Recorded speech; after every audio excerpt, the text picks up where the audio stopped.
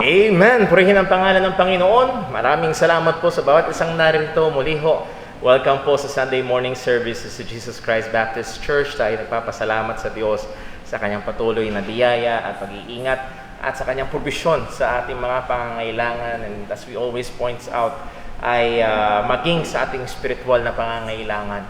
At ako ho'y nagagalak na makita ang mga kapatiran, maging ang ilang mga kapatiran na matagal nating kinakasama sa ating pagsamba, ang Gahete family, or not the whole family, pero na si Brother Jem, ang lang dalawang anak, and then yung atin hong ang Baron family, nandiyan din ang Baron couple, purihin ng Panginoon.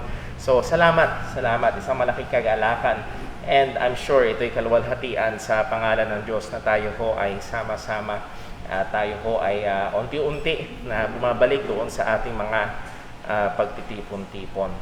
Bago ho tayo dumako sa atin hong formal na gawain ng pagsamba, ilan ho mo ng mga pagbati, hindi ko masyadong, ngayon, birthday, tama?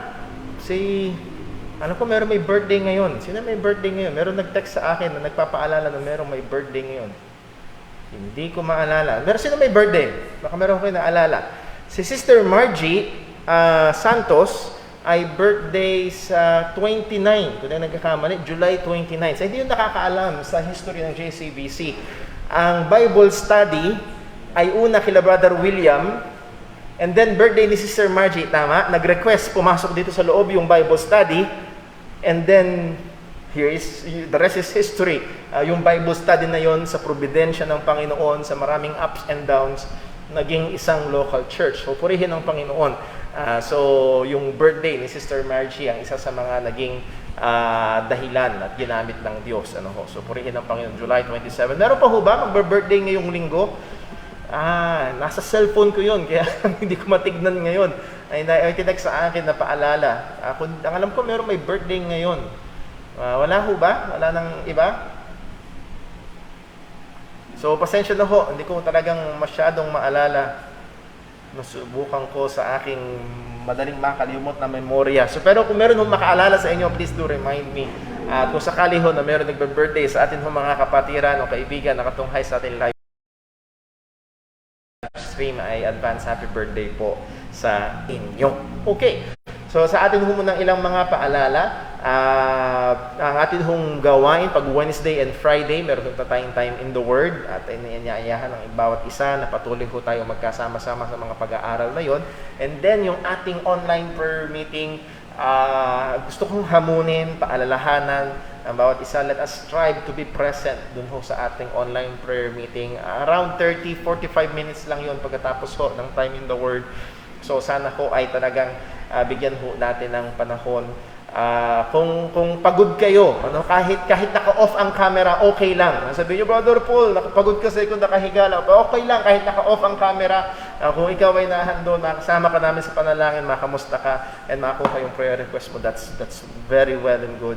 Pero maganda pa rin na tayo po ay sama-sama sa online prayer meeting po. Friday po yun, around 7:15 p.m., 7:10 p.m. Para ho sa ating mga kapatiran. That's online.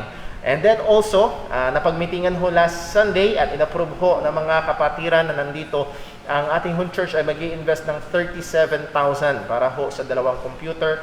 Ang main goal po noon ay i-improve ang ating live stream. At nakita ho natin na it is here to stay. Yung ministry, yung online ministry natin is here to stay. And if it will stay, let us improve.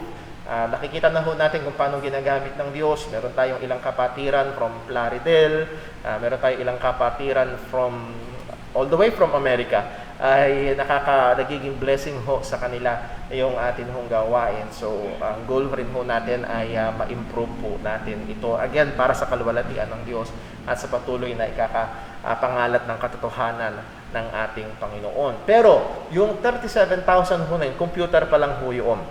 I've been talking sa ibang mga kapatiran ho natin na maalam sa mga bagay na yon. Ang isa ho sa mga kailangan nating gastusan pa ay yung ating sound system. Bubuhayin na ho natin. Dahil dati, 3 lang kami nandito, 4, 5, okay na okay ho yung atin hong maliit niyan sa harapan. Pero gusto ho natin na ma-improve yung ating audio. So bubuhayin natin yung ating sound system. Kailangan ng ilang panggastos. And yung camera na kailangan ho natin. Isa nga ho sa layunin ay yung personal ko hong cellphone ay makalaya doon sa paggamit ng pagiging siya yung tool for live stream. So, bibili pa rin ho tayo ng camera para magamit doon sa ating pagla-live stream. And then, isang mesa para ho doon sa ating mga gamit ho na yun at computer ho na yun. So, meron pang mga parating na gastusin. Ipapaalam ho natin yun sa church. And sana ho tumiwala din ho tayo na ang layunin natin talaga ay mapainam at gagamitin yung pondo. Hindi natin i-overprice. Ano ho? Talagang kung maaari nga ho yung yung the best na hindi tayo naman magiging mapagwaldas sa mga salapi ng Panginoon dito ho sa kanyang iglesia. So pag-pray natin, tulungan naman tayo ng Panginoon. At kung meron na may mga ideas, ay hinihingi namin ng inyong input, hinihingi namin ng inyong tulong. Kung meron mga bihasa sa pag-ooperate ng OBS, isa yon sa mga magiging magamit ho natin sa ministry na ito.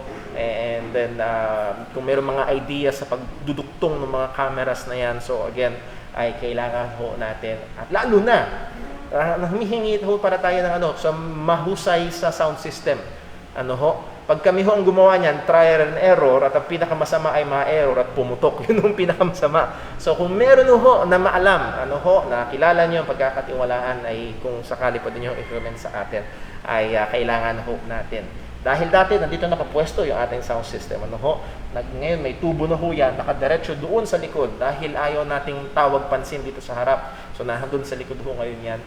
Pero mula nung nirenovate ang ating church, hindi pa ho na gamit kulog minsan. So, kailangan natin ng maalam. Yung ating mga amplifiers, yung ating mga mixers, yung iba dyan luma na kailangan i-update. So, again, we need input sa mga bagay po na ito. Tulungan ho tayo ng Panginoon. At ang goal natin ay talagang ma-improve at not just for our comfort or convenience, pero sa kaluwalhatian ng Panginoon.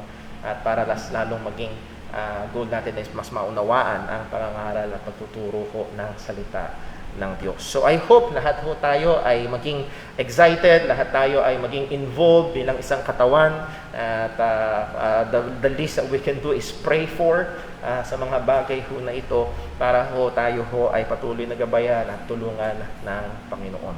So liban ho doon, patuloy tayong humihingi ng panalangin para kay Brother Dave Paule. At again, na-announce ho natin yung madalas sa ating time in the Word, maging sa ating prayer meeting. Patuloy natin siyang ipanalangin. At kami din ho, ang aming family, pakipag-pray patuloy, Sister Jonah. Parang roller coaster yung kanyang paglilihi. Pero most of the time ay nahandoon yung kahirapan ng kanyang pakiramdam doon sa kanyang paglilihi. So pakisama ho sa panalangin. Okay, kung meron mga prayer request, maging sa ating mga kapatiran na tunghay sa ating live stream, please do send us our prayer request para ipag-pray po namin dito sa JCBC. So yun po ang ating mga announcements and reminders. Ngayon ho ay handa natin ang ating mga sarili sa ating pagsamba sa Panginoon. At magkakaroon tayo ng isang sandali ng matahimik na pananalangin. Hingin natin ang tulong ng Diyos. Hingin din natin ang pagsasaliksik niya at i-reveal kung ano man ang mga maaaring maging hadlang sa ating pagsamba sa Kanya. Manalangin po tayo.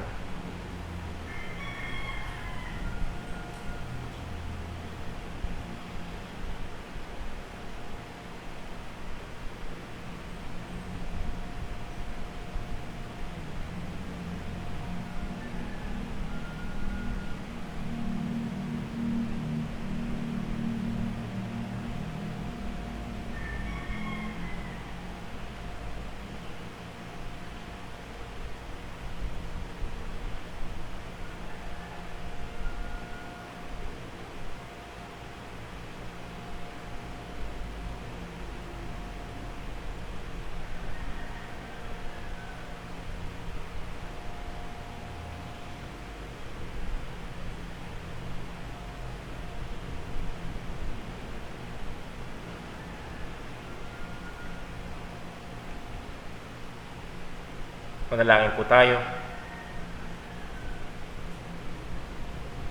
O dakila naming Diyos, aming Ama sa langit, kami lumalapit sa iyo ngayon sa pamamagitan ng aming Panginoong Hesukristo. At aming inaalala ang sinabi mo sa iyong salita na dahil may namamagitan para sa amin, ay maaari kami lumapit sa iyong trono ng biyaya ng may katapangan at makakaasa kami ng tulong sa oras ng pangangailangan. O Panginoon, desperado naming kailangan ng iyong biyaya. Ipaalala mo sa amin, Panginoon, ang katotohanan na hiwalay sa iyo ay wala kaming magagawa. Hiwalay sa iyong biyaya, hiwalay sa iyong Santong Espiritu. Lahat ng aming gagawin ngayon ay pawang walang kabuluhan. O tulungan mo kami. Maawa ka sa amin. Nasa naming luwalhatiin ka. Gusto naming purihin ka. Gusto naming ialay sa iyo ang karapat-dapat na papuri at pagsamba. Gusto naming ialay sa iyo ang aming mga sarili bilang haing buhay. Banal at kalugod-lugod sa iyong harapan, Panginoon, sapagkat ito ang nararapat na tugon namin na iyong mga iniligtas. Tulungan mo kami ngayon, Panginoon. Sadya kaming mahina. Sadyang nandoon ang mga nakatahan pa rin kasalanan sa aming mga katawan. Napakadaming alalahanin, napakadaming umaagaw ng aming pansin. O tulungan mo kami ngayon na maituon ang aming mga puso't kaisipan sa iyo. Maging sa aming mga kapatiran, kaibigan na katunghay sa aming gawain ngayon, O Diyos, tulungan mo po sila. Tulungan mo kami. Ay ngayon, O Diyos, nawa lahat ng aming gagawin sa pagsambang ito, sa aming mga pag-aawitan, pananalangin, pagbabasa ng iyong salita, at Panginoon, nasa naming marinig ang iyong katotohanan sa pangangaral ng iyong salita. Tulungan mo kami, Panginoon. Pabanalin mo kami ng iyong katotohanan. Ang salita mo ay katotohanan. At ito, Panginoon, ang aming hiling. Sa ngalan ng aming Panginoong Hesukristo. Amen. Tayo po gusto yung lahat at tayo po ay umawit sa Panginoon.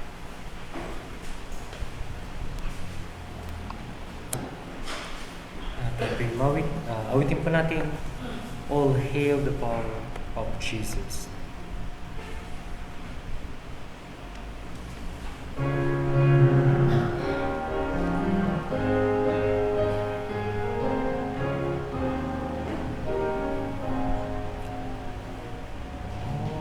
All hail the power of Jesus' name. Let angels prostrate fall. Let angels prostrate fall. Bring forth the royal diadem and crown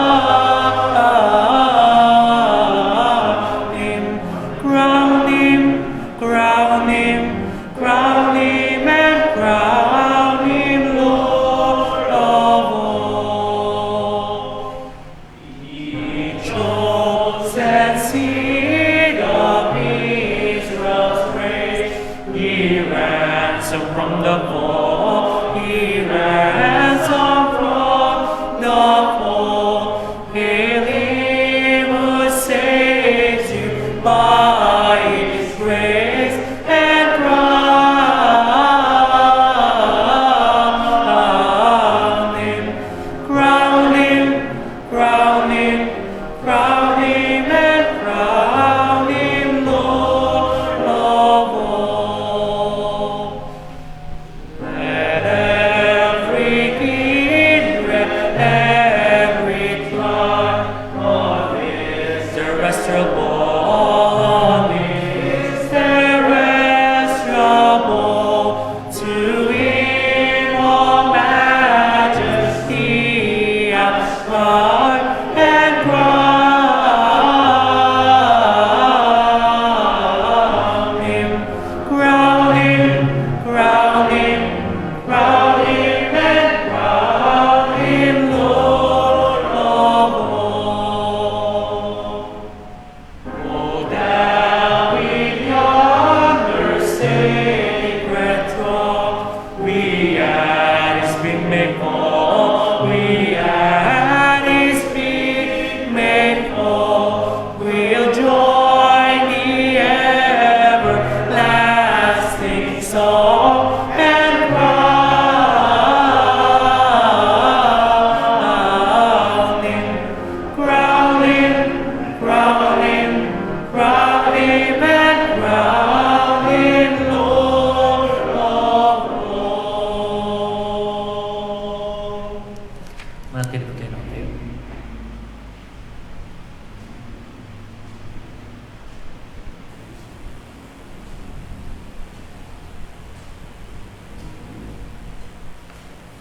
Purihin po ang Panginoon.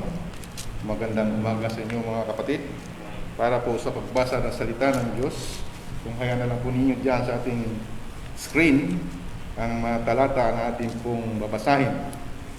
Psalms 107, umpisa tayo sa verse 8 hanggang sa verse 20. Sabay-sabay tayo mga kapatid. Verse 8. Ready, read. Oh, that man will praise the Lord for his goodness, and he for his beautiful works of the children of men. For he satisfied the longing soul, and the hunger soul with goodness. Such as it in darkness, and is shadow of death, being found of affliction and iron, because they rebel against the words of God, and contain the counsel of the Most High. Therefore he brought down their two. They fell down and rose to hell. Then they cry unto the Lord in their trouble, and he saved them out of their distresses. He brought them out of darkness and the shadow of death, and brake their bonds in sunder. Oh, that man should praise the Lord for his goodness, and for his beautiful works of the children of men. For he had broken the gates of brass, and cut the bars of iron in sunder. Fools, because of their transgression, and because of their iniquities, are afflicted. Their soul abhorreth all manner of men, and they were unto the pits of death. Then they cry unto the Lord in their trouble, and he saved them out of their distresses. He sent his word, and healed them, and delivered them from the destruction. Pagpalain ng Diyos ang pagbabasa ng kanyang salita. Sandali tayong manalangin mga kapatid. Aming Amang nasa langit, o Diyos na makapangyarihan sa langit. Ikaw ang Diyos na aming kinikilala, ang Diyos ng Biblia, ang Diyos na nagbigay ng lahat ng buhay, ang Diyos na nagbigay ng lakas sa bawat isa sa amin. O Panginoon, salamat sa iyong kabutihan, Panginoon, na binigyan mo kami ng lakas, Panginoon, na kami, Panginoon, ay magsama-sama, Panginoon, sa dakong ito, sa sambahang ito, Panginoon, upang ikaw, Panginoon, ay aming purihin at sambahin sa Espiritu at katotohanan, Panginoon. Salamat sa iyong kabutihan, Panginoon. Salamat sa kalakasan at higit sa lahat, dakilang Diyos.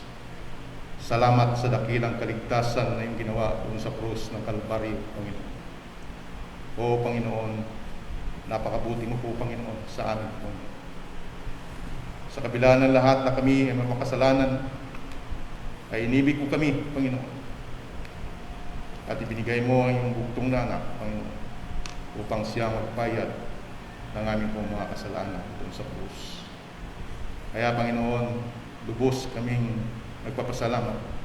At sa puso, Panginoon, lumalapit sa iyong trono at biyaya, Panginoon. At nawala kilang Diyos, kahabagan po, Panginoon, ng aming pananambahan na ito, Panginoon. Nawala kilang Diyos, maalay namin ng aming po mga sarili na maging mabagong samyo, Panginoon, sa iyong banal na harapan, Panginoon. Patawad po, Panginoon, sa aming po mga pagkukulang at mga pagkakamali, Panginoon.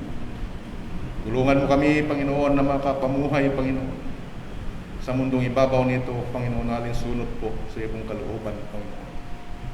O Panginoon, kami po ay mahina, Panginoon. Nangangailangan kami ng iyong tulong, O Diyos. Kaya, Panginoon, nilalapit namin ang aming mga sarili na patuloy mo kaming gabayan sa aming pamumuhay, Panginoon. Ilayo mo kami sa mga kasalanan, Panginoon. Lalo-lalo na po, Panginoon, ang aming kalabang Diablo, Panginoon. Ilayo mo po sa amin, Panginoon. Tulungan mo kami, dakilang Diyos. Manawa, Panginoon, mamuhay kami sa wangis ng iyong anak ng aming Panginoon Kristo Kristo. Panginoon, sa aming pananambahan ngayon, Panginoon, nawa ay maisintro namin ang aming mga puso't isipan, Panginoon, na ikaw ay aming purihin, sambahin, dakilain, at itaas, Panginoon, ang iyong pong pangalan, Panginoon, sa sandaling ito, Panginoon. Ama, patuloy po kaming dumadalangin, Panginoon, sa iyo, para po sa aming mga kapatid, Panginoon, na mayroon pong mga karamdaman, Panginoon. Ikaw po, Panginoon, ang umipo sa kanila, Panginoon. At pagalingin mo po ang mga karamdaman ng aming pong mga kapatid, Panginoon. Lalo na po, Panginoon, si Brother Dave Pauli. O, Panginoon, ikaw po ang higit na nakakaalam ang pangangailangan nila, Panginoon. Nawa, Panginoon, supply mo po, Panginoon, ang mga material man, Panginoon, o physical, Panginoon. Kaya nakilang Diyos, sa iyo po namin pinapaubaya, Panginoon, ang iyong pagkilos. Ngayon, Panginoon, sa aming pagsampa, Panginoon, sa iyo, Panginoon. Malaya ka pong pumilos sa aming kalagitnaan, Panginoon. Hamunin mo kami sa iyo pong salita, Panginoon. Manawa, dakilang Diyos. Kami, Panginoon, na matuto pa. Magkaroon ng malalim na pagkaalam, Panginoon, sa katotohanan ng iyong salita, Panginoon. Tulungan mo po, Panginoon, ang aming iyong lingkod, Panginoon, ang aming pastor na si Brother Paul, na siya, Panginoon, ang mag-aatid ng mensahe na ipararating mo po sa amin, sa bawat isa sa amin, Panginoon. Lakasin mo po kami, Panginoon. Bigyan mo kami ng karunungan, Panginoon. Bigyan mo rin po siya, Panginoon, ng talino, O Diyos, upang malinaw na mga paliwanag, Panginoon, sa amin, Panginoon, ang mensahe na iyong paparating, Panginoon, ngayong umagang ito, Panginoon. Panginoon, palakasin mo kami. Dagdagan mo po, Panginoon, ang aming pananampalataya, Panginoon. Ang aming pananalig, Panginoon, sa iyo, Panginoon. Manawa, kami ay kakapit sa katotohanan na iyong salita, Panginoon. Panginoon, ano po ang aming gagawin ngayong umagang ito? Nawa, Panginoon, ay mauwi sa iyo lahat, Panginoon, na lahat na papurit at salamat, Panginoon. Maibigay namin, Panginoon, ngayon, Panginoon, ang mataas, Panginoon, pagdakila, Panginoon, sa iyong pangalan, Panginoon. Maraming po salamat. Ito po ang aming samot dalangin sa pangalan ni Kristo Jesus. Amen. Amen.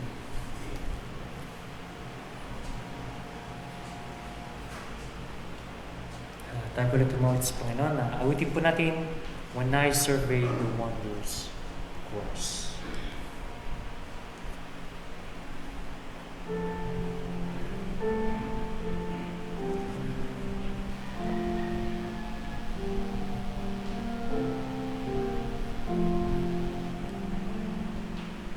When I survey the wondrous cross, on which the Prince of Glory died, my richest gain I count but loss, and pour content all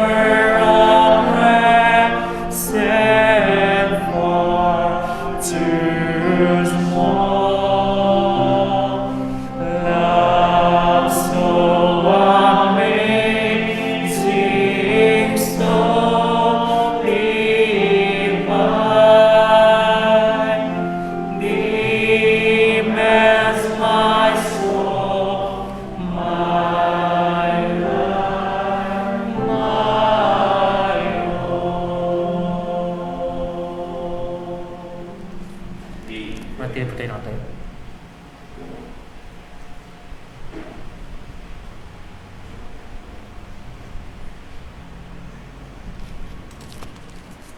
Gandang umaga mga kapatid. Purihin ng Diyos sa umagang ito. Atin pong basahin ang ating basehan sa pagkakaloob.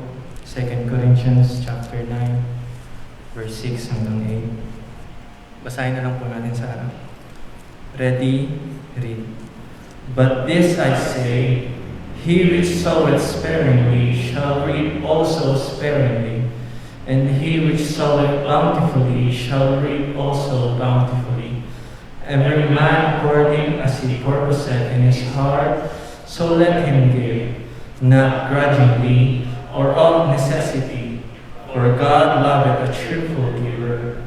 And God is able to make all grace abound toward you, that ye, always having all sufficiency in all things, may abound to every good work. Pagpalain po ng Diyos ang pagkabasa ng kanyang mga salita. Tayo po ay manalangin. O Ama namin na nasa langit, Ikaw ang nag-iisang Diyos na buhay, banal at ang kaitaas-taasan. Panginoon, pinupuri ka namin ngayong araw na ito. Dahil sa kabila ng kataasan mo, Panginoon, inibig mo kaming makasalanan. Pinahiyag mo ang iyong pag-ibig sa pamamagitan ng aming Panginoong Jesucristo, na siyang nagbayad, ang namatay para sa amin, Panginoong makasalanan.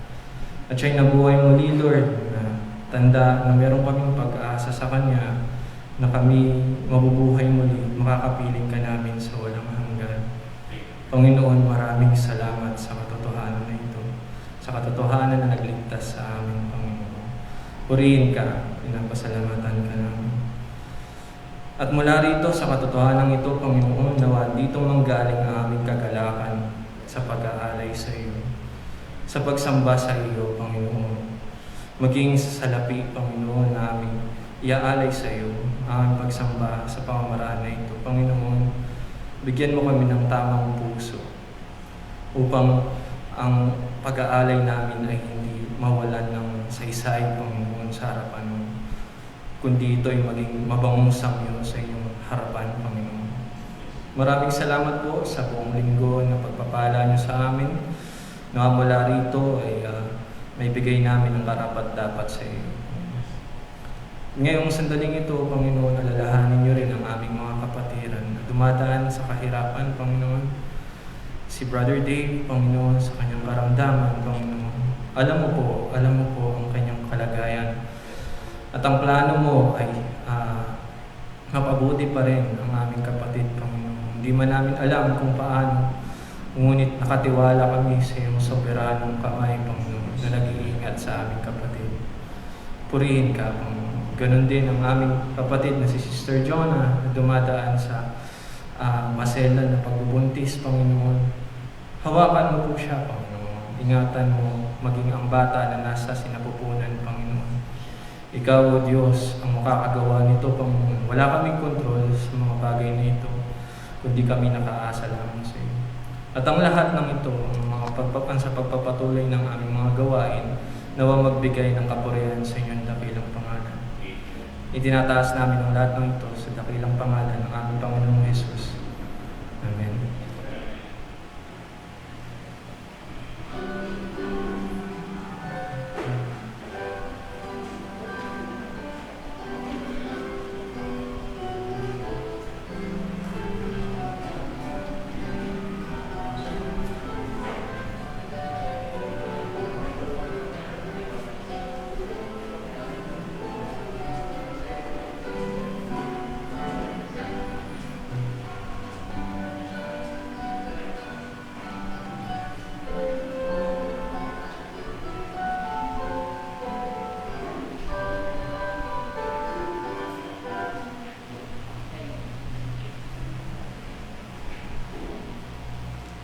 Tayo po yung sing lahat na tayo po tumawag sa Panginoon.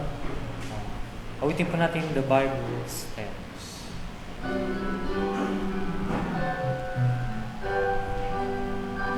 The Bible stands like a rock, undaunted, made a raging storm.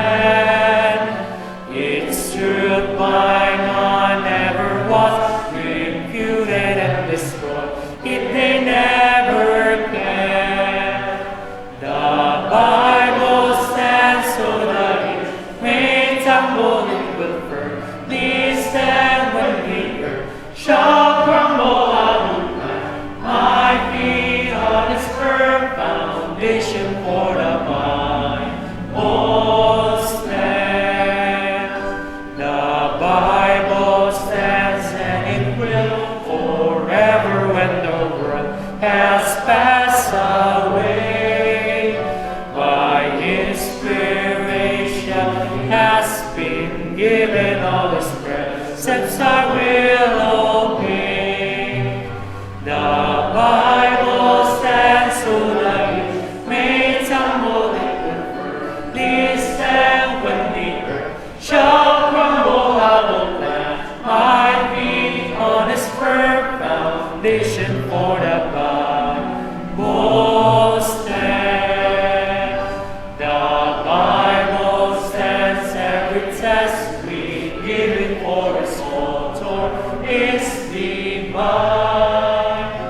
By grace alone I expect to live it and to prove it and make it mine. The Bible stands so that it may tumble, it will firmly stand when the earth shall crumble. I will plant my feet on its firm foundation, for the Bible stands. Magsipan po lahat.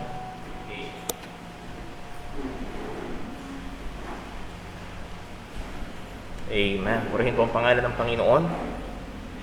Tayo po'y dumako sa ating pong panahon na kung saan tayo magpapailalim sa otoridad ng salita ng Diyos.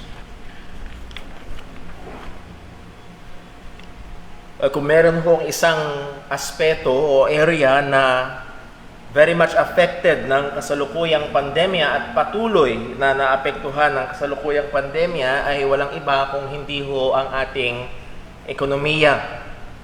Ngunit hindi lahat sa ating ekonomiya ay bad news, kundi merong ilang aspeto na good news. At actually, merong parte ng ating ekonomiya na na-boost, natulungan ng pandemya. At siguro in one way or another, tayo mismo ay kung hindi man involved, ay naka-take part na sa parte na ito ng ekonomiya. Walang iba kung hindi ang online selling. Dumami ng by the thousands ang nagbebenta online, na hindi lang dito sa Pilipinas, kung hindi sa buong mundo. Well, sa pagdami at pagtindi ng nagbebenta online, ay dumami rin ng ang reklamo ng mga taong bumibili online. And if you do a little bit of research, madaling makita na ang complaints sa DTI patungkol sa mga nabibili na mga bagay online ay nag-increase ng more than 1,000% from the 2019 sa 2022, sa 2020 and then hanggang ngayong 2021. Isa sa mga frequent na complaint or madalas na reklamo ay ang mga peking produkto. Peking sabon, peking lotion, peking sapatos, peking bag, peking duck. Hindi kasama yun. Pero madami ang peke, kaya nandoon ang advice ng DTI na talagang ang mga tao ay maging alerto, maging mapag-obserba, maging discerning. Pag sila ay bumibili, talagang maging mapanuri at basahin ng maayos, sapagkat napakarami ang nagpo-post online ng haba-haba ng title. Muntika na si Brother Paul ay umorder ng isang bookshelf, 750 pesos lang, bookshelf. Kailangan ko ng dagdag na lagayan ng libro. Pero sa dami-dami ng salita, pagdating sa huli, dollhouse. At yung mga umorder ng bookshelf, nagulat sila na halos isang dangkal lang ang laki ng 750 pesos na bookshelf. So kung hindi ka talaga magiging mapanuri, kung hindi ka talaga magiging mapagkilala or kikilalanin ng maayos o titingnan ng maayos, or sa salita na gusto kong bigyan diin natin ngayon, maging discerning, ay baka madali kang maloko. Now, ang pagpalya sa pagkilala o ang pagpalya sa discernment pagdating sa online shopping ay maaaring madaya ka sa daang piso o sa libu-libong mga piso. O mga kapatid, mga kaibigan, ang pagpalya sa pagiging discerning sa mga spiritual na bagay ay pwede magbulid ng kaluluwa sa impyerno at magdulot ng hindi kalusugan ng iglesia o ng buhay pananampalataya. At ang salita ng Diyos ay hindi kakaunti ang paalala. Nandoon ang madalas na pagsasabi ng Biblia na tayo bilang mga Kristiyano ay dapat marunong kumilala o tayo ay magkaroon ng maayos at biblikal na discernment. At yun, doon ko ho nais tawagin ang ating pansin. At para ho ito ay ating pag-aralan, ay nais ko ho kayo anyayahan sa 1 John. 1 John chapter 4. Ang atin hong pag-aaral ay ito, an urgent call to Christian discernment. An urgent call to Christian discernment. Tayo po'y tumayo para sa pagbasa ng salita ng Panginoon. Basahin ho natin verses 1 to 6. 1 John chapter 4, verses 1 to 6. Babasahin ko ho, pakisudan nyo sa inyong mga Biblia. Ito po ang salita ng Diyos. Beloved, believe not every spirit, but try the spirits whether they are of God. Because many false prophets are gone out into the world. Hereby know ye the Spirit of God. Every spirit that confesseth that Jesus Christ is come in the flesh is of God. And every spirit that confesseth not that Jesus Christ is come in the flesh is not of God. And this is the spirit of Antichrist, whereof ye have heard that it should come, and even now already is it in the world. Ye are of God, little children, and have overcome them, because greater is he that is in you than he that is in the world. They are of the world. Therefore speak they of the world, and the world heareth them. We are of God. He that knoweth God heareth us. He that is not of God heareth not us. Hereby know we the spirit of truth and the spirit of error. Pagpalain po ng Diyos ang pagkabasa ng kanyang mga salita. Manalangin po tayo.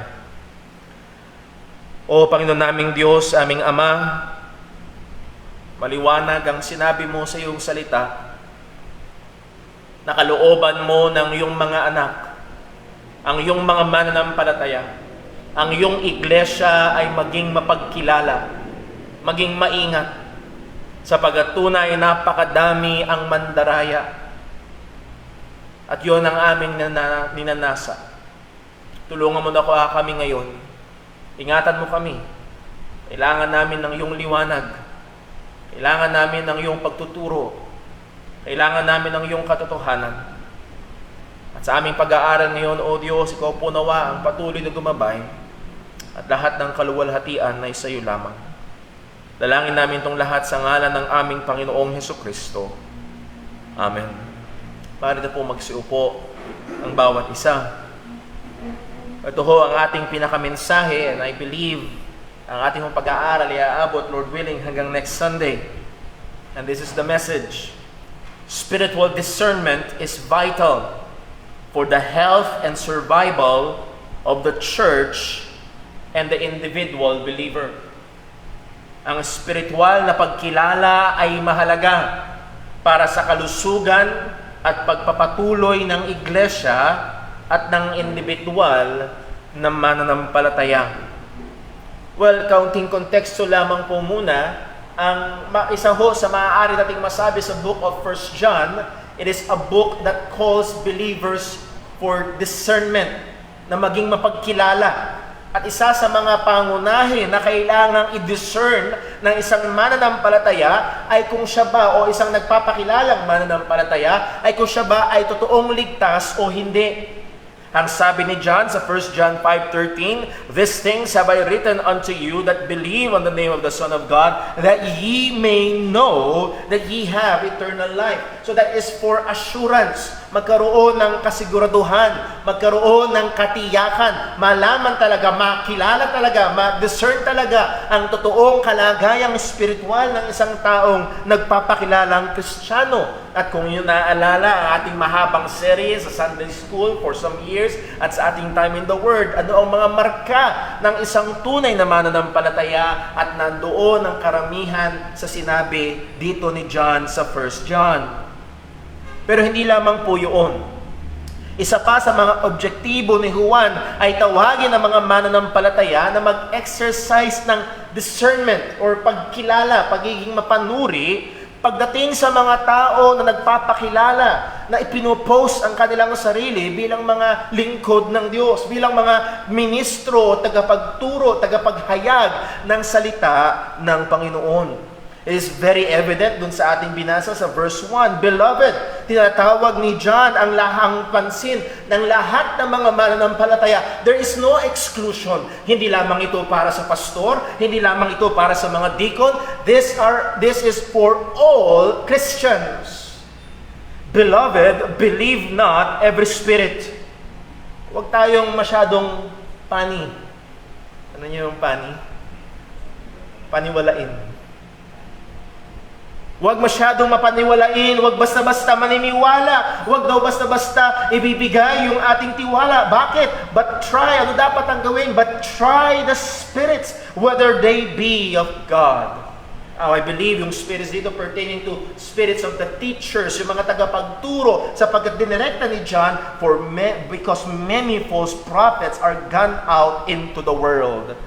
Kailanman ay hindi nagkaroon ng kakulangan sa mga hidwang tagapagturo. Kailanman hindi nagkaroon ng kakapusan sa mga nagtuturo ng kamalian. Ito'y madami. Ito ay kalat. And if I may say, lalo na ngayong panahon ng pandemya, hindi lamang ang mga nagtitinda online ang dumami online, kundi maging ang mga nangangaral. Isa tayo doon. Pero bukod sa atin, merong libo-libo, if not milyon na mga na ngayon ay pumunta sa online dahil hindi makarating ang mga tao sa mga churches. Sila ay nag-streaming online ng kanilang mga pangangaral at binaha ang internet ng napakadaming impormasyon. Kaya ho, ang mga mananampalataya ay kailangan maging mapanuri. Maging matuto na kumilala, maging discerning. Tatlong bagay ho ang ating pag-aaralan at sisimulan natin ngayong umaga. Yung una, number 1, the need for discernment, ang pangangailangan ng pagkilala.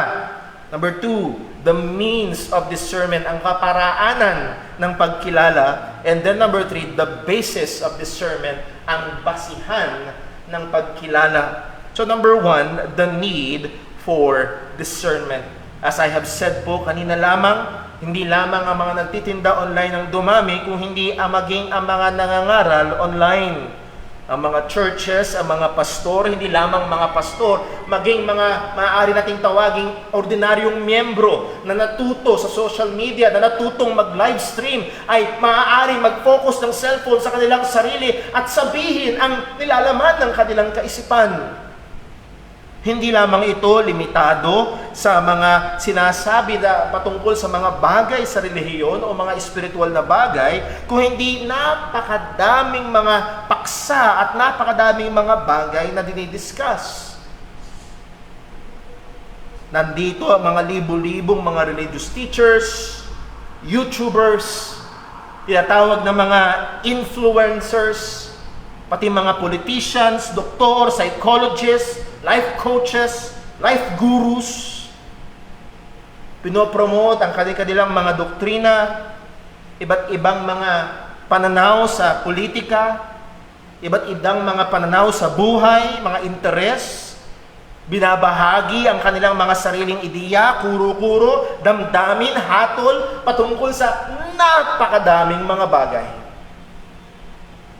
At lahat sila ay naglalayon ng mangumbinsi at manguha ng simpatya, mang-impluwensya patungkol sa kanilang pinaniniwalaang katotohanan. Kaya ho mga kapatid, tunay, lalo na ho sa panahon natin ngayon na simpleng click lang, ilang pindot lang, maging ang mga bata, madalas mga mas bihasa pa ang mga bata kaysa mga matatanda na konting pindot lang, ang dami na nilang nakikita, napapanood, naririnig, nababasa. Pero kung hindi ho tayo magiging discerning, ay napakadelikado na madaya. Ang sabi ni Pablo sa 1 Thessalonians 5 verse 21, buksan lang ho natin. 1 Thessalonians chapter 5 verse number 21. O simulan natin sa verse 16, and these are familiar words sa atin. Ang sabi ni Pablo, rejoice evermore. Verse 16, 1 Thessalonians 5, rejoice evermore, pray without ceasing, in everything give thanks, for this is the will of God in Christ Jesus concerning you. Hindi siya natapos doon. Verse 19, quench not the spirit, despise not prophesying. Verse 21, prove all things, hold fast to that which is good. And that very word na sinabi ni Pablo, prove all things, galing ho yung word na prove sa salitang dokimazo, na ang ibig sabihin ay to test, to examine, to scrutinize. I-examine natin, testingin, aalamin, titignan. At ang layunin kapag tinesting, kapag tinignan, pag inalam, ay gagawa ng desisyon patungkol doon sa pinag-aralan at inobserbahan na yun. Ito ba ay maganda o hindi? Ito ba ay tama o mali? Gaya nung sinabi ni Pablo sa 2 Corinthians 13:5, examine yourselves whether ye be in the faith. Prove or test your own selves. That again, the same word, dokimazo. So we are called sa salita ng Panginoon, even in the Old Testament, we believers are instructed to be wise. So what is this discernment? Ano ho ba itong discernment? Sabi ho ni John MacArthur, it is the skill in separating divine truth from error and half-truth.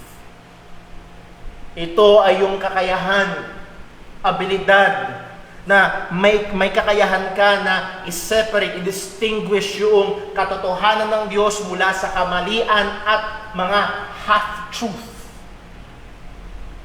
O maaaring katotohanan na binudburan ng kamalian. Discernment is the ability to distinguish, pakakayahang kumilala, kilalanin ang mali sa tama, to be able to look at something. Ikaw ay may kakayahan na tingnan ang isang bagay, isang pangyayari, isang gawain, isang ideya, isang worldview, isang doktrina, at i-examine mo ito at titingnan mo ito ba ay tama o mali. Ito ba ay sa Diyos o hindi? That is spiritual discernment.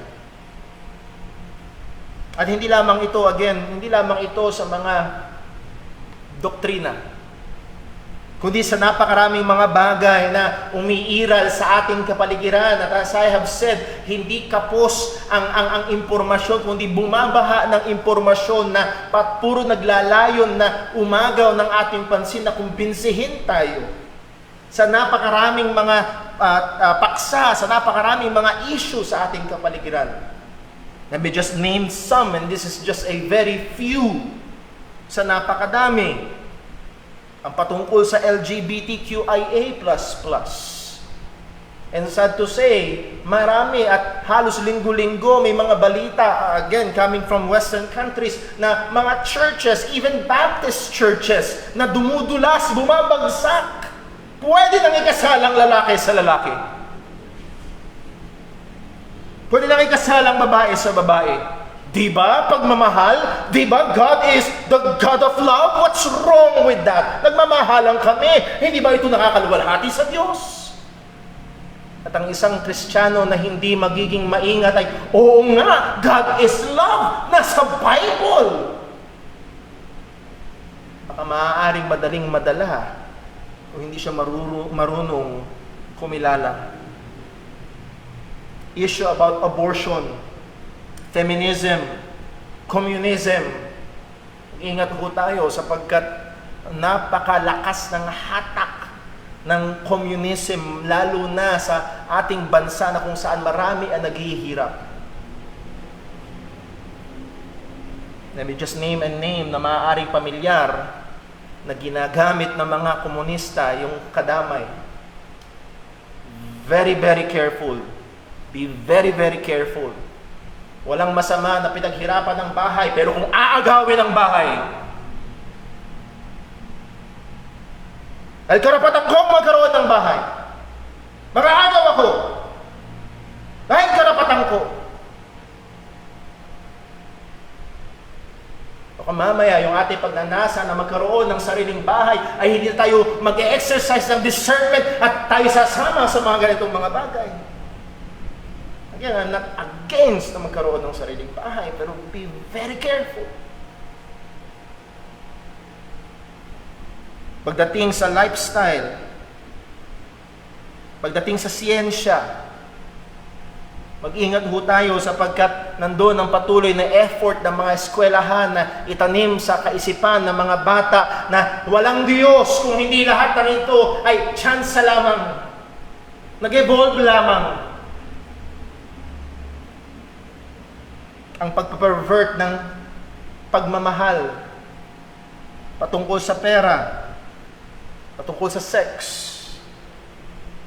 o lahat ho ng ito ay kailangan nating mag-exercise ng discernment.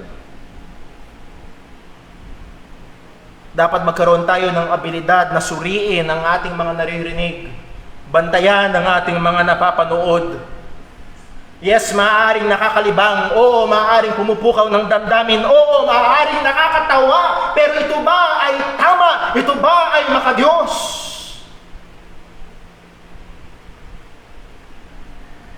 Oo, baka mamaya tawa tayo ng tawa, pero habang tumatawa tayo, unti-unting pumapasok ang maling kaisipan. Hindi natin ito mabantayan.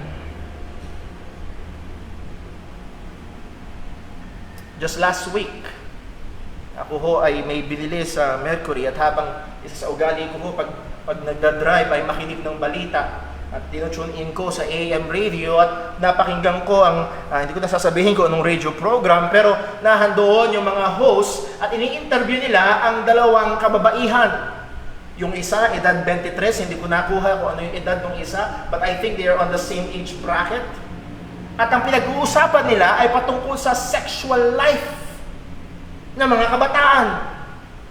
At yung isa, tinago nila sa isang pangalan na hindi ko na maalala, 10 years na sila nung boyfriend niya, pero wala pang nangyayari sa kanila. Yun namang isang babae, 23 years old, but she is very much sexually active with different men. At kailang ini-interview, paano mo nagawa ito, paano nangyari yun, ano sinasabi ng mga kaibigan mo, ikaw naman, paano nangyari ito, alam ba ng mga magulang mo, so on and so forth. At hindi ko makalimutan yung sinabi ng host ng program na yun, ang sabi niya doon sa 23 years old na namumuhay ng immoral, na nakikisiping sa iba't ibang mga lalaki. Dahil ang paniniwala niya, katawan ko to. Akin to! Gagawin ko ang gusto ko! Kung hindi mag-iingat ang isang makikinig, oo nga, katawan ko to. Pwede kong gawin ang gusto ko. At ang sabi nung host ng radio program na yon, and I quote, wala namang mali, basta wala kang ginagawang krimen.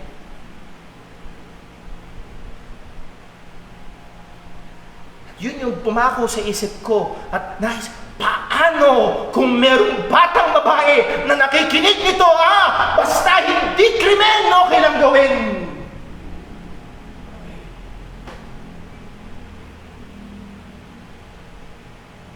Kung hindi magiging maingat, sa radyo man, sa telebisyon man, sa mga libro man nababasa, sa TV o sa internet, napakadaming mga ideya na pinipresenta, ipinaglalaban at pinaglalaban ng may kainitan.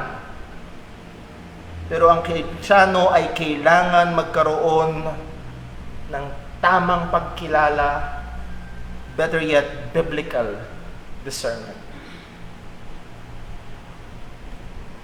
Especially when it comes to spiritual truths. Hindi lamang, pero espesyal, lalo na sa mga spiritual na katotohanan. As we have said kanina, na maaari kang magkamali sa ibang mga bagay, pero may mga spiritual na katotohanan kapag hindi ka nag-ingat, kapag hinayaan mong matangay ka sa mabubulaklak na salita ng iba, ay maaaring magbulid ito ng kaluluwa sa impyerno. Buksan natin sandali sa Galatians.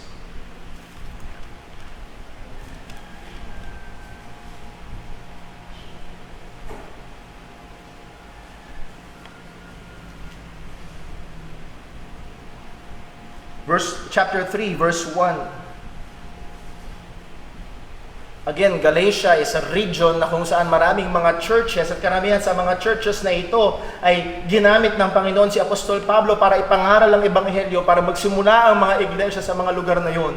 So they have been taught with the true gospel na itanim sa kanilang totoong Ebanghelyo. Pero after na si Apostol Pablo ay umalis na sa Galatia, may mga dumating. Ang sabi ni Pablo sa verse 1, "O foolish Galatians, who had bewitched you?" Take note of that word. Who? Merong taong dumating at nagturo. Oo, kinukot din ang pangalan ni Jesus, pero meron siyang tinuro. Meron siyang tinanim na kung saan hindi naging maingat ang mga taga-Galatia na halos dagli-daglian sila na nahahatak. Kaya sa chapter 1, ang sabi ni Pablo, ako ay namamangha kung gaano kabilis. At hindi ito isang aksidente, merong dumating at nagtanim ng maling doktrina.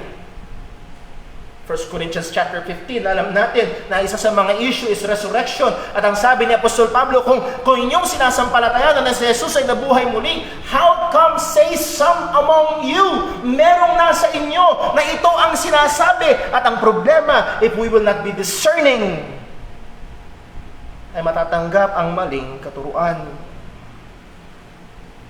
Lalo na pagdating sa doktrina ng kaligtasan, sa inspirasyon ng salita ng Panginoon, sa nature o likas o kalikasan ng ating Panginoong Jesucristo, sa gawain ng banal na Espiritu, and many, many more. Kailangan tayong maging marunong kumilala. Let me just give an illustration. At nasabi ko na ho ito sa church nung minsan. Hindi ko lang pwedeng galawin ang pulpit. Well, let me just use the Bible. Halimbawa, ito yung, well, hindi halimbawa, ito yung talaga yung basihan natin ng katotohanan. Yes? Ito, sa gitna. Ito ang katotohanan. Ito ang kamalian. Kuha niyo ho? Ano ito? Ano yung nandito? Kamalian. So, kung nandito si Brother Paul, nasan ako? Sa katotohanan. Kung nandito ako, nasan ako? Nasa kamalian. Nasan ako?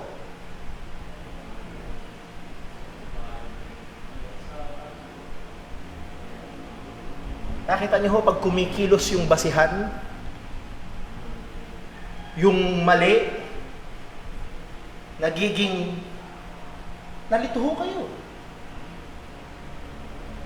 Kapag ang ginawang basihan ay isang bagay na kumikilos, lalo na ang damdamin lamang, at hindi tayo magiging mapanuri, hindi tayo magiging mapagbantay. Alala ko tuloy yung isang kanta, how can something so wrong feel so right all along? Huwag na ituloy. It's so wrong!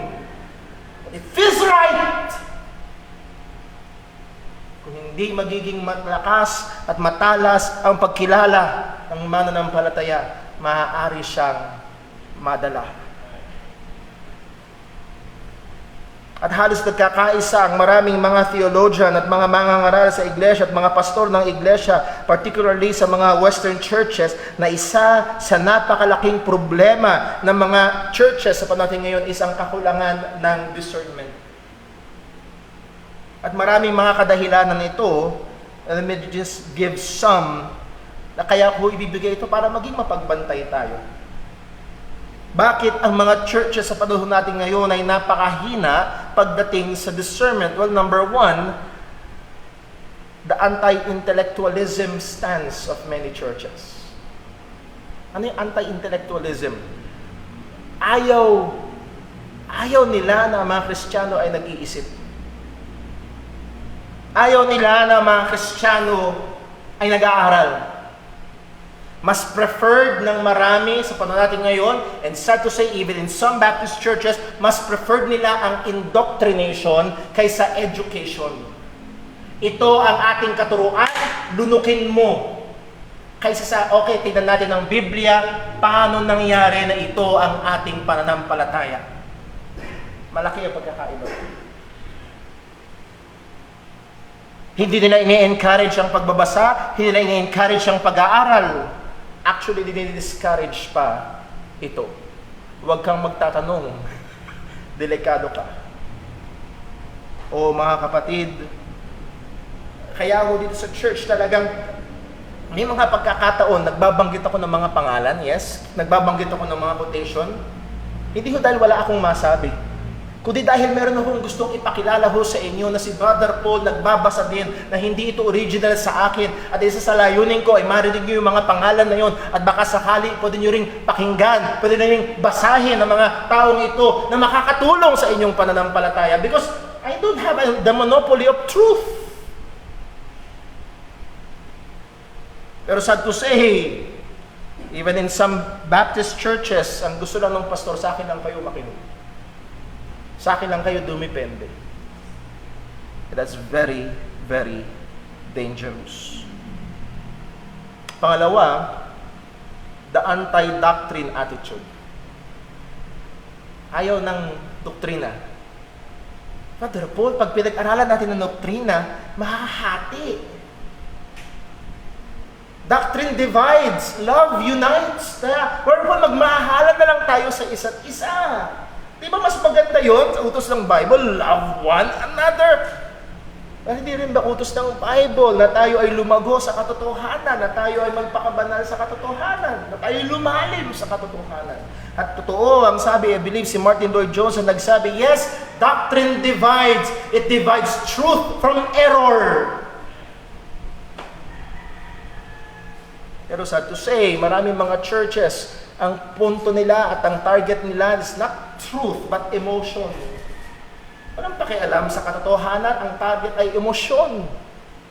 Ang target ay libangan, ang target ay entertainment, at hindi ang katotohanan ng salita ng Diyos. Pangatlo, focus on experience and emotion. Medyo nahagigan na natin. Ang focus ng marami mga churches ngayon ay emosyon. Ang focus ng marami ngayon ay experience, encounter, natitindigan ng balahibo. Alala ko may pinakita sa aking picture ang aking misis sa social media at yun ay post ng isang kakilala niya.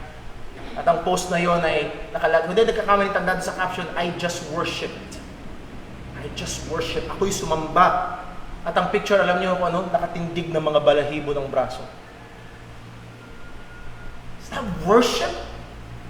Tinindigan ka ng balahibo para may kuryente dumaloy sa katawan mo. Is that worship? Yun ba ang basihan? Should we not worship God in spirit and in truth? Now, I'm not saying na mali ang emosyon. I'm not saying na I'm not discounting all emotions. Huwag natin pagkamalian. Truth should push us sa tamang emosyon. Para bang trend, ang humihila dapat hindi ang emosyon. Ang humihila ay ang katotohanan at susunod dito ang emosyon. Kung ang humihila sa trend mo ay ang emosyon, delikado. Delikado. Let me just apply. Kung humihila sa trend nyo ng mag-asawa ay ang emosyon lamang ng pagmamahal, delikado. Dahil hindi araw-araw gumigising ka na romantically in love ka kay Mrs. o kay Mr. Yes? Minsan gumigising ka pagkita mo, ito na naman. Paano yun? Pero tutungtong ka sa katotohanan na ako ay sumumpa at nangako, saksi ang Diyos na mamahalin kita. That's truth. Hindi tayo dalawa, tayo isa. That's truth.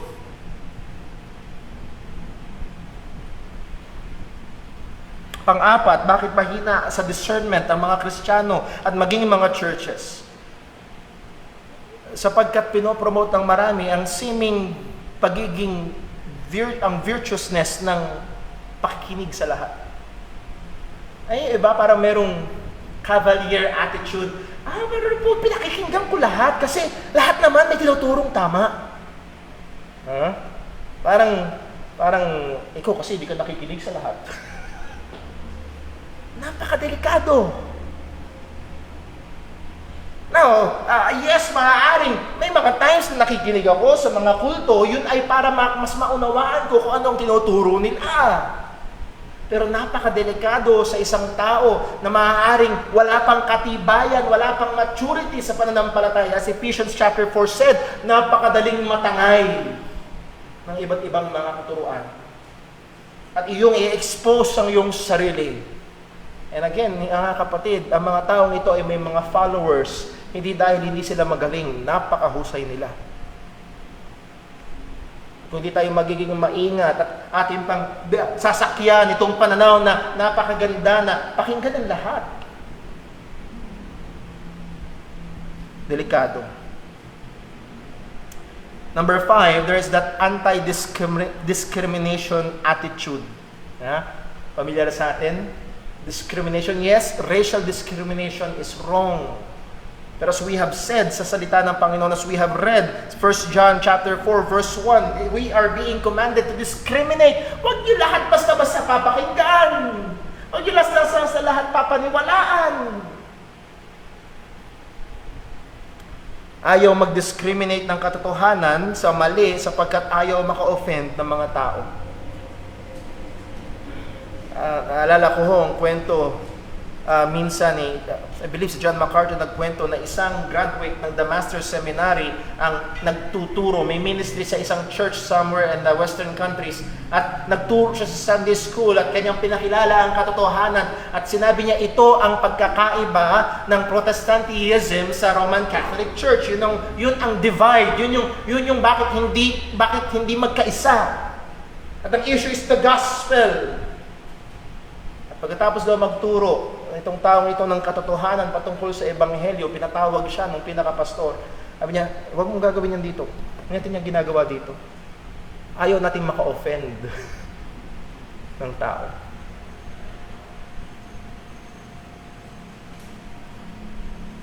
Well, will you rather offend God or offend men? And lastly, again, marami pang mga rason. Pero tingin ko ito ay isa rin sa mga pinakamalalim na rason kung bakit kulang o mahina sa discernment ang maraming mga Kristiyano sa panahon natin ngayon. The laziness and unfaithfulness of those who stand behind the pulpit. Ang katamaran at hindi pagiging tapat sa gawain ng mga tumatayo sa likuran ng pulpito. Bakit ang mga mananampalataya, bakit ang mga Kristiyano ay mabagal, mahina, at hindi matalas pagdating sa pagkilala? Dahil pumalya at nandoon ang pagkukulang ng mga tagapagturo na turuan ng katotohanan, na ipakilala ang katotohanan sa mga mananampalataya. Mga kapatid, ang pagtuturo ng doktrina, ang pagtuturo ng katotohanan ay hindi isang madaling bagay. Ang pag-aaral ay hindi isang madaling bagay. Ang pag-unawa ng katotohanan at ang paggawain ng pagtuturo ng katotohanan para maunawaan ng tinuturuan ay hindi madaling bagay. Kung napakadali nito, di dapat lahat na lang tayo. Pero alam natin na ang Diyos ay tumatawag, ang Diyos ay nagbibigay ng gifting. It takes work, it takes labor, it takes a lot of mental work. Mas madali pa ang magdrama, mas madali pa ang magsisigaw na lang. Mas madali pa ang magpaulit-ulit na parang silang praka. Pero malinaw ang sabi ng salita ng Panginoon, malinaw ang utos ng Diyos sa mga mangangaral. At ang sabi ni Pablo, napakaganda ng halimbawa ni Pablo sa Acts 20 verse 20, ang sabi niya, "And how I kept back nothing that is profitable unto you." Wala akong ipinagkaila sa inyo na magiging kapaki-pakinabang sa inyo. Maraming mga nangangaral sa puhod natin ngayon, ang kanilang binibigay sa mga tao ay hindi yung kapaki-pakinabang sa mga tao, kundi kung ano yung gusto nila. Ano yung preference nila. Ang sabi ni Pablo sa Acts 20 verse 26, "Wherefore I take you to record this day that I am pure from the blood of all men." Verse 27, "For I have not shunned to declare unto you all the counsel of God." Tinuro ko sa inyo lahat. Hindi ko iniwasan. Hindi ko inilagan. Ibig sabihin, inilagay ko ang aking sarili para ituro sa inyo lahat ang katotohanan ng Panginoon. That's the goal of our ministry. Hindi ilang mga itsy-bitsy na katotohanan lamang at yun ang laging kabayong sasakyan natin every Sunday, kundi lahat ng katotohanan. And one of the wisest way of doing that is our exposition ng salita ng Diyos, our consecutive exposition.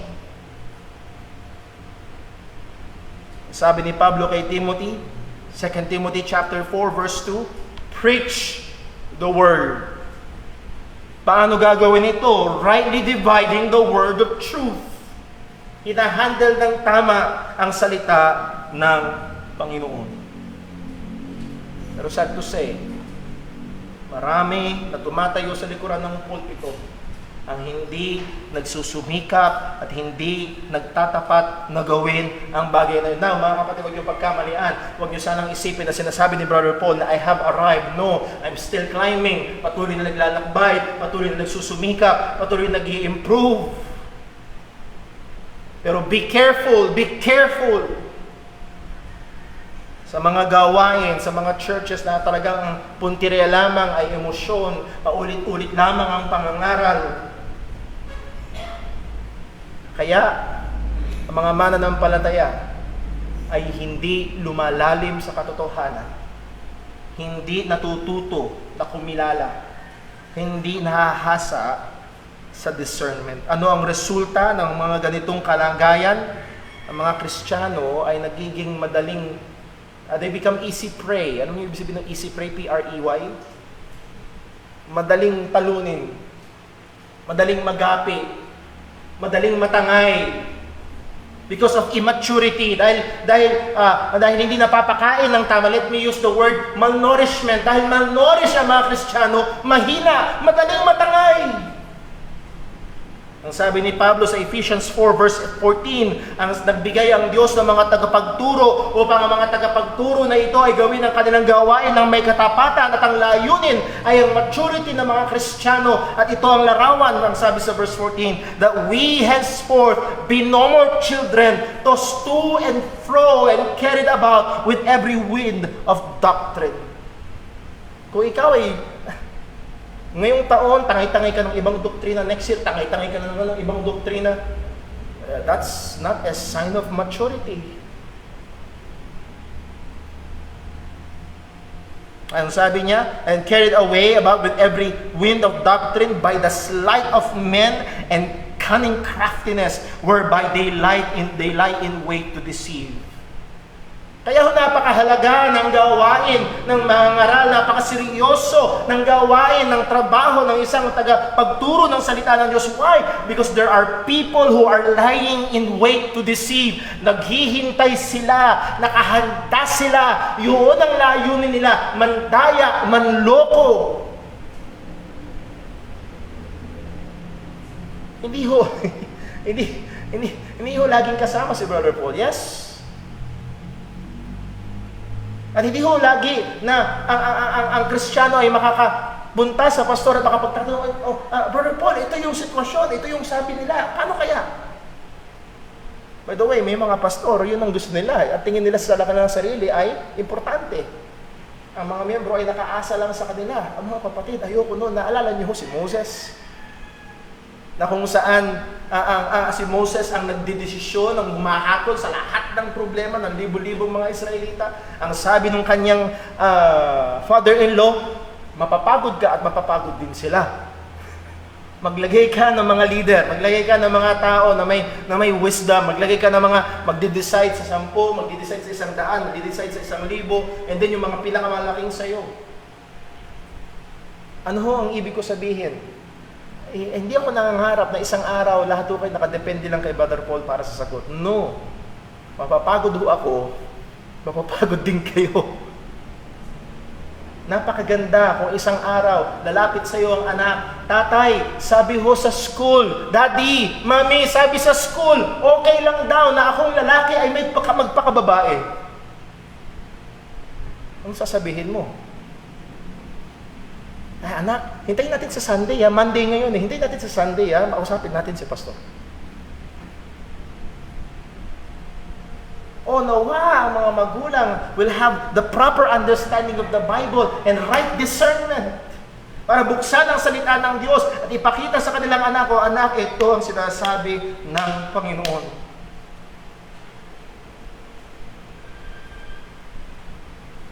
Ano pa ang epekto nito? Hindi alam ng mga Kristiyano kung paano ipakapagtanggol ang pananampalataya. Hindi ba tayo inutusan ng salita ng Diyos sa Jude to earnestly contend for the faith? Now, the problem is, believers do not know what is the faith.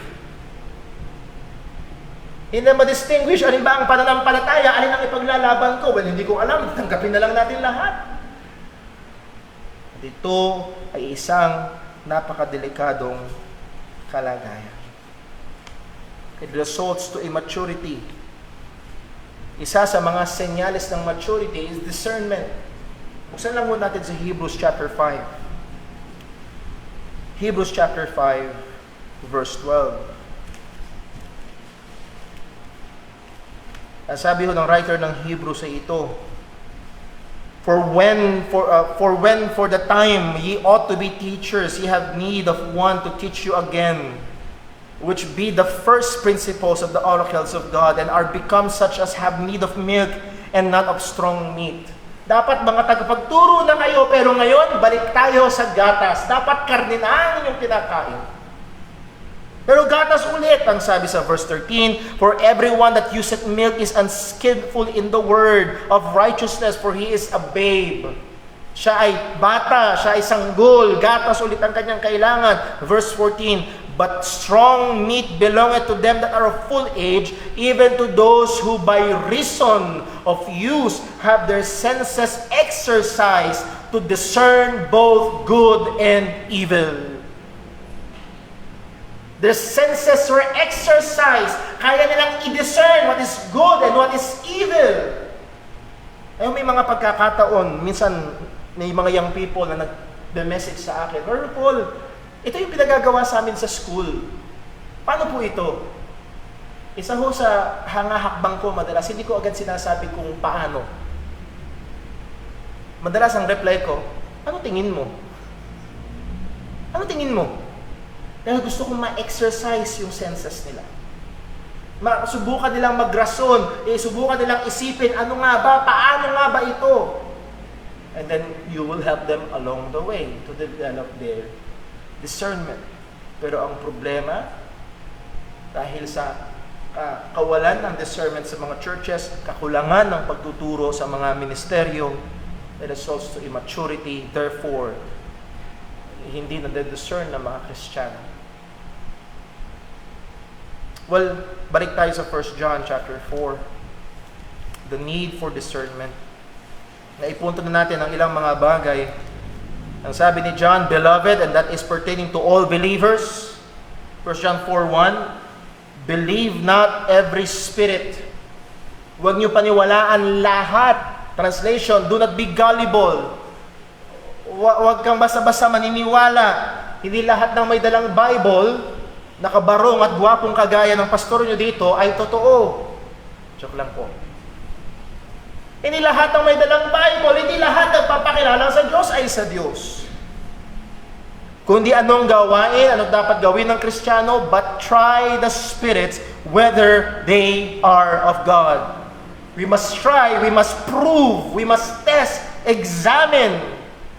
And then after examining, decide. Ito ba ay katotohanan? Ito ba ay kamalian? Ito ba ay tatanggapin ko? O ito ba ay bagay na ire-reject? Bakit po? Sapagkat ang sabi ng Biblia, because many false prophets are gone out into the world. As we have said, kung sa India may shortage ng oxygen, sa mundo ay walang shortage ng false teachers. Wala. Sabi mismo ni Jesus, Matthew 7 verse 15, beware of false prophets, which come to you in sheep's clothing, but inwardly they are ravening wolves. Matthew 13 verse 22, for false Christs and false prophets shall rise and shall show signs and wonders to seduce, if it were possible, even the elect. It's not possible, pero ganun katindi. Huwag niyo sanang isipin na mga lingkod ni Satanas ay nakabihis at meron nakalagay sa kanilang mga damit na I am of Satan. Hindi ganon. Maaari na ang mga lingkod ni Satanas ay may t-shirt pa nakalagay, I love Jesus. At maaari mas marami pang alam na talata sa Biblia kaysa sa atin. And if we will not be discerning, napakadali na mahahatak. Ang sabi ho ni Apostol Pedro sa mga mananampalataya, 2 Peter 2:1, but there were false prophets also among the people, even as there shall be false teachers among you, who will privately bring in damnable heresies, even denying the Lord that bought them, and bring upon them swift destruction.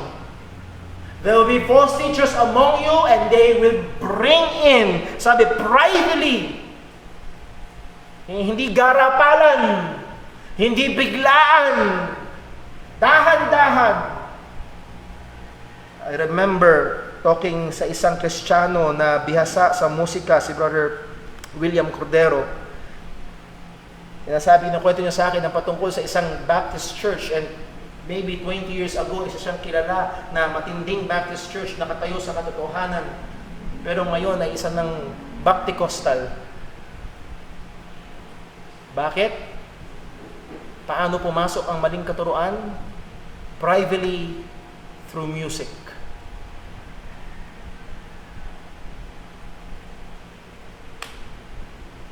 So we need to be discerning even with the songs that we sing.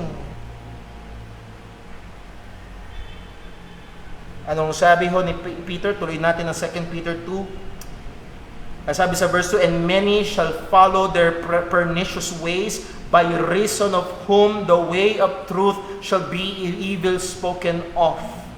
Wow! Can you imagine? Itong mga nagpapasok na mga damnable heresies, they will be so effective. Maraming mapapaniwala na ano magiging resulta? That truth is evil spoken of. Gaano katindi ang palya ng discernment kapag hindi mo na nakilala kung ano ang totoo at ano ang masama, at yung totoo ang sinasabing masama. Wow! I watched, if you can watch sa YouTube, ang interview ni John MacArthur kay Larry King habang ang kausap ay isang gay person. Na inaakusahan si John MacArthur, you're not loving, hindi ka mapagmahal kasi ayaw mo, kinukontra mo na i-celebrate namin ang pagmamahalan, lalaki at lalaki sa loob ng kasal. At inaakusahan na hindi mapagmahal ay yung nangangaral na hindi, ang kasal, ang katotohanan ay lalaki at babae sa harapan ng Diyos. Truth is evil spoken of. Ano sabi sa verse 3, 2 Peter 2? And through covetousness shall they with feigned or false words make merchandise of you. Pagkakakitaan ka, gagawin kang business, huhut-hutan ka. Oo mga kapatid, mag-ingat po tayo. Ang ating kaaway, may pandaya. Ang sabi ni Pablo, 2 Corinthians 11:14, and no marvel, for Satan himself is transformed into an angel of light. Therefore, it is no great thing if his ministers also be transformed as ministers of righteousness, whose end shall be according to their works. Kahit si Satanas ay nagpapanggap na anghel ng kaliwanagan. Mind you, huwag niyo sanang isipin na pag nahandyan si Satanas, pag iniharap mong Biblia sa kanya, matakot ka! Baka sabihin ng Satan sa'yo, mas marami pa akong alam dyan kaysa sa'yo. Sa panukso ni Satanas kay Kristo, anong gamit ni Satanas? Nasusulat. Patatagubilin ka niya sa iyong mga anghel para pag dumupilas ang iyong paa, ikaw ay kanilang bibit-bitin. Even si Satan nagko-quote ng verse sa Bible. Kung hindi tayo magiging discerning, napakadaling mahulog. Paalala ni Pablo sa mga taga-Colossae, Colossians 2 verse 8, beware lest any man spoil you through philosophy and vain deceit, after the tradition of men, after the rudiments of the world, and not after Christ. Mag-ingat. Mag-ingat. Baka sa inyo'y may bumihag sa pamamagitan ng kanilang filosofiya at walang kabuluhang pangdaraya at ayon sa salit-saling sabi ng mga tao at ayon sa pasimulang aral ng sanlibutan at di ayon kay Kristo. Mag-ingat po tayo. We need discernment. I need discernment. Ang Kristiyanong magulang ay dapat magkaroon ng discernment. Ang Kristiyanong tatay, ang Kristiyanong nanay, ang Kristiyanong kabataan. Let me end with this challenge. Isa ho sa mga popular na kaisipan. Well, hayaan ko yung anak ko. May sarili siyang isip. May sarili siyang desisyon. Hahayaan ko siya. Pagdating niya, hindi ko siya tuturuan. Hahayaan ko siya na mapakinggan niya ang mga bagay na ito at siya ang magdi-decide. Well, let's try to apply it to reality. Ang aming anak na si Timmy ay napakahilig dumampot at magsubo. Well, hindi na masyado ngayon. About 3-4 months ago. Ano kaya kung yun ang gawin ko? Well, hayaan ko siya. Hayaan ko siyang damputin lahat at isubo lahat.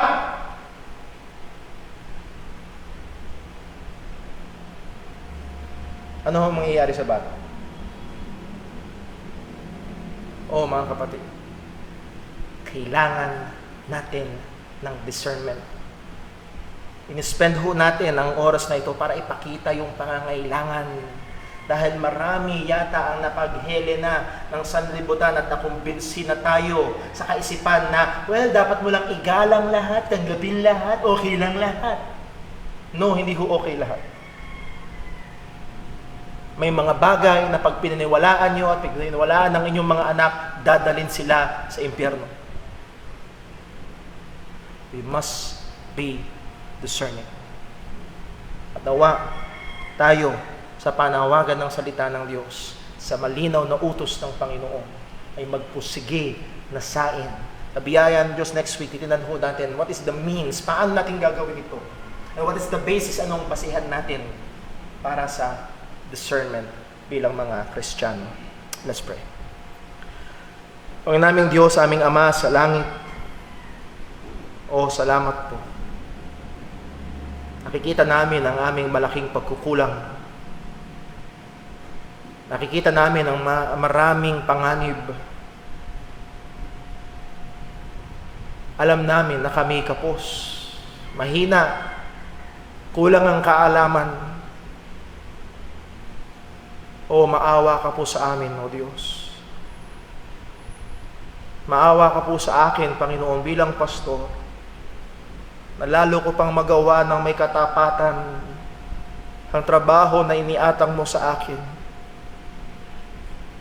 Tawarin mo po ako sa aking mga pagkukulang. Maawa ka po sa iyong mga anak. Una ay maawa ka po sa iyong mga mananampalatayang magulang na pinagkatiwalaan mo ng mga bata. Kailangan po nila ng iyong habag, ng iyong biyaya, ng iyong karunungan upang lumalim pa. Sa kabila ng maraming kabisihan, sa kabila ng napakadaming umaagaw ng atensyon, tulungan mo po na magbigay pa ng panahon sa iyong salita, sa iyong katotohanan, at lumalim pa sa discernment. O, tulungan mo rin po ang aming mga kabataan. Napakadami ng agaw pansin, napakadami ng impormasyon na nakapaligid at readily available. Please help them to be discerning. Help us to be discerning. At ang sanlibutan ito ay tatawanan kami. Oo, ang sanlibutan ito ay aakusahan kami. The truth will be evil spoken of. Pero tulungan mo kami na tumiwala sa iyo, tumingin sa iyo, at kumuha sa iyo ng kalakasan habang kami ay namumuhay sa sanlibutan ito. Maawa ka po sa iyong iglesia. O nawa hindi dumating ang panahon, pagkatapos na ilang mga panahon na masumpungan ng church na ito na humihiwalay na sa iyong katotohanan. Tulungan mo kami, ingatan mo kami. At muli, O Diyos, lahat ng ito ay niyaasa namin sa iyo. Tulungan mo kami na magsumikap upang bantayan ang katotohanan, upang lumalim pa sa pagkilala, upang lumago pa sa discernment. At lahat ng ito ay dalangin namin sa ngalan ng aming Panginoong Hesukristo. Amen. Tayo pumusta yung lahat, tayo umawit sa Panginoon.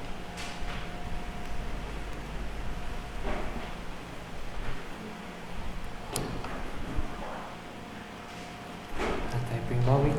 Mawitin po natin at the cross.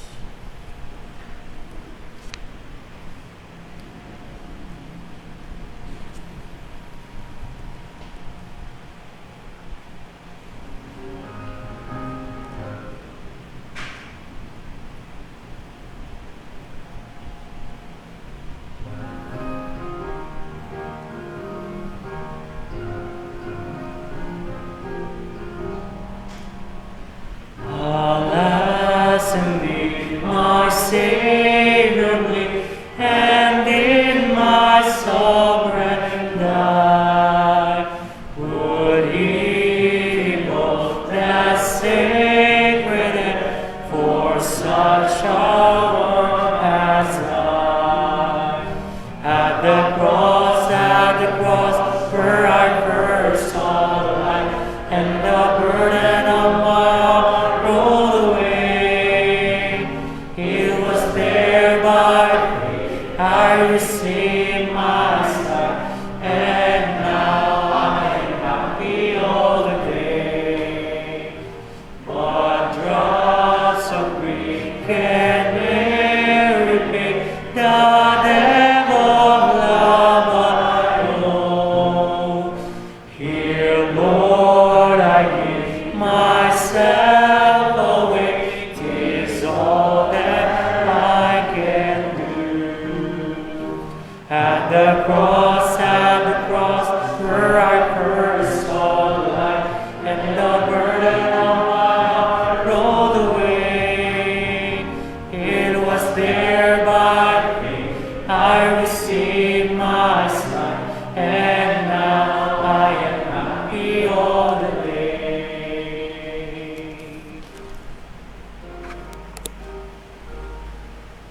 Amen. Purihin ang pangalan ng Panginoon. Mga kapatid, nais ko ho kayong encourage na pagbuloy-bulayan ang mga bagay na ating napag-aralan ngayong umagang ito. Nawa tulungan tayo ng Panginoon na lalo pang lumalim sa pagkilala o sa atin hong spiritual discernment. May buong linggo tayong kakaharapin. Nawa patuloy tayong magsumikap na mamuhay sa kabanalan. Ang mga means of grace na binigay sa atin ng Diyos, ang pagbabasa ng Biblia, ang pananalangin, ay wag ho nating kakalimutan. At ngayon mga kapatid, bago tayo maghiwa-hiwalay, nawa ang pagmamahal ng Diyos Ama, ang biyaya ng Panginoong Hesukristo, at presensya ng banal na Espiritu ay sumabawat isa sa atin. Ano man ang ating gagawin, gawin natin para sa kapurihan ng Panginoon at magpagamit tayo para sa kahayag ng Ebanghelyo. God bless po. We are dismissed.